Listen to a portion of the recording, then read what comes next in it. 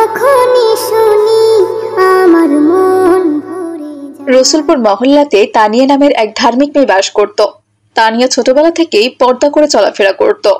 তানিয়ার দেখা দেখি ওই মহল্লার সকল মেয়েই পর্দা করা বুঝতে শিখেছে।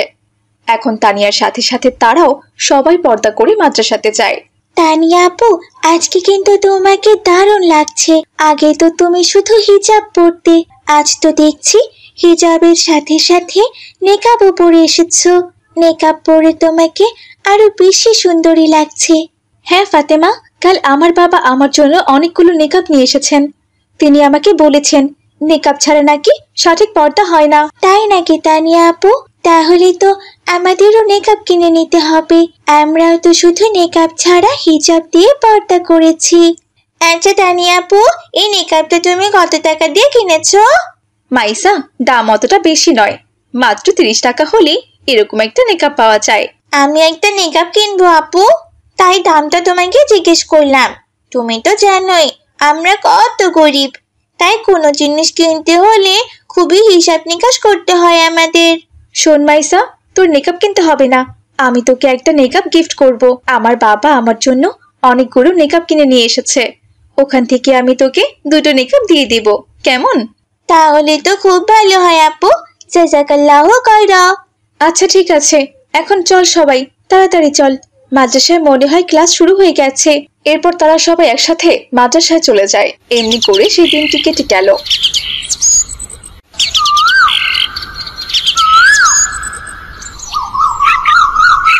ওদিকে ওই মহল্লায় কামাল শেখ নামের এক মস্ত বড় ধনী ব্যবসায়ী বাস করত। তার একজন ছেলে ছিল, তার নাম ছিল রিয়াদ। রিয়াদ শহরের একটি ইউনিভার্সিটিতে পড়াশোনা করে। তার ইউনিভার্সিটি বন্ধ থাকায় সে 1 মাসের জন্য গ্রামে এসেছে বেড়াতে। গ্রামে তার একজন বন্ধু আছে, তার নাম হচ্ছে বুলেট। হ্যালো বন্ধু বুলেট, কোথায় তুই বন্ধু? একটু বটগাছ চলে আয় তো, তোর সাথে আলাপ আছে। আরে রিয়াদ, তুই কবে ঢাকা থেকে এলি বন্ধু? আরে বেটা, এত কথা ফোনে বলা যাবে না, তোকে আসতে বললাম না, আয়। আচ্ছা ঠিক আছে বন্ধু, তুই বটতলায় আয়, আমিও যাচ্ছি। কিছুক্ষণ পর বুলেটও সে বটতলায় চলে এলো, আর রিয়া তো সেখানে মোটরসাইকেল নিয়ে চলে আসলো।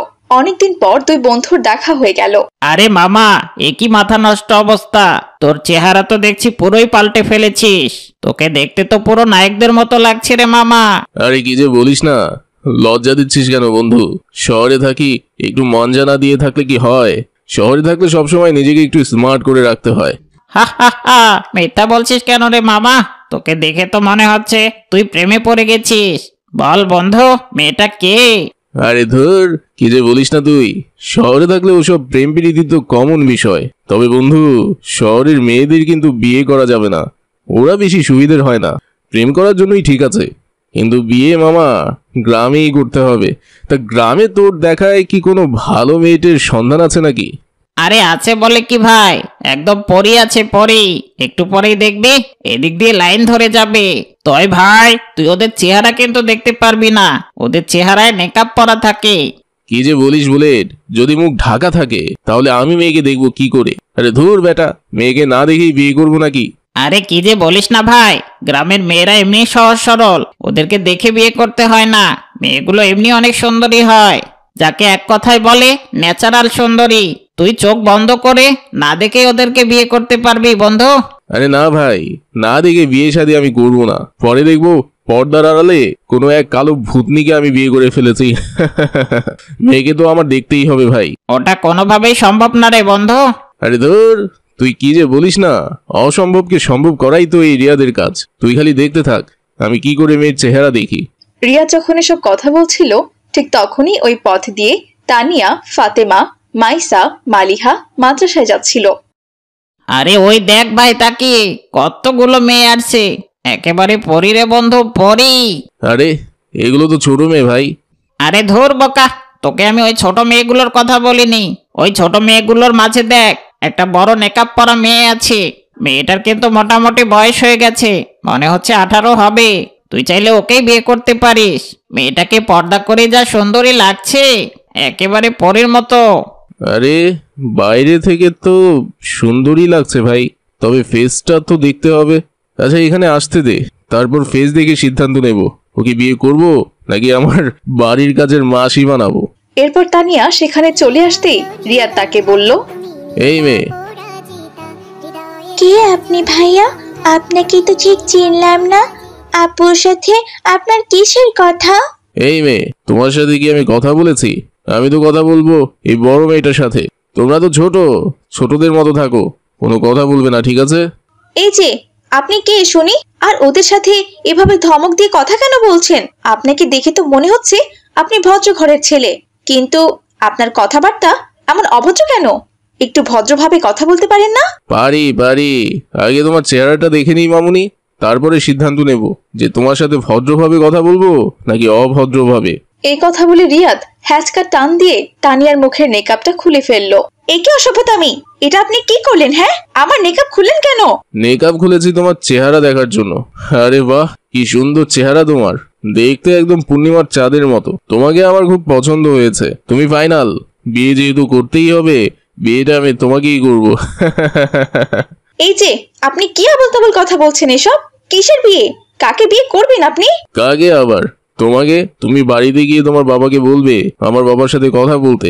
এই ধরো ঠিকানা। কিন্তু বিয়ের পর এইসব কাপড় চাপড় পরা চলবে না, মডার্ন ড্রেস পরতে হবে। আমার বউ হতে হলে ঠিক আমার মতোই মডার্ন হতে হবে কিন্তু। রিয়াদের এমন কথা শুনে তানিয়ার ভীষণ রাগ উঠলো। সে হাত উঠিয়ে ঠাস ঠাস করে রিয়াদের গালে 2-3টে চড় বসিয়ে দিল, আর তারপর সেখান থেকে চলে গেল। তানিয়ার হাতে চড় খেয়ে তো রিয়াদ হতভাগ হয়ে গেল। তখন বুলেট বলল, আরে ভাই, তোকে আমি আগেই বলেছিলাম ওই কাজ তুই করিস না। দেখলি ভাই, এখন কি হয়ে গেল? শুধু শুধু তুই মেয়েটার হাতে মার খেলি। ওরা হচ্ছে গ্রামের সহজ সরল ধার্মিক মেয়ে, তোর শহরের ওসব মেম সাহেবদের মতো ওরা নয়। গ্রামের ওসব মেয়েরা মুখ বুজে সব অত্যাচার সহ্য করবে, কিন্তু নিজের সম্মানহানি কোনোভাবেই সহ্য করবে না রে ভাই। কিন্তু রিয়াদ বুলেটের সাথে আর কোনো কথাই বলল না। সে মন খারাপ করে মোটরসাইকেল নিয়ে সেখান থেকে চলে গেল। রে ভাই রিয়াদ, কোথায় যাচ্ছিস ভাই? দাঁড়া ভাই দাঁড়া। হঠাৎ তোর কি হলো ভাই? আমার কথা তো শুনে যা। আরে ধর, কিছু না বলেই তো চলে গেল। আমি আর শুধু শুধু এখানে দাঁড়িয়ে থেকে কি করব? আমিও যাই।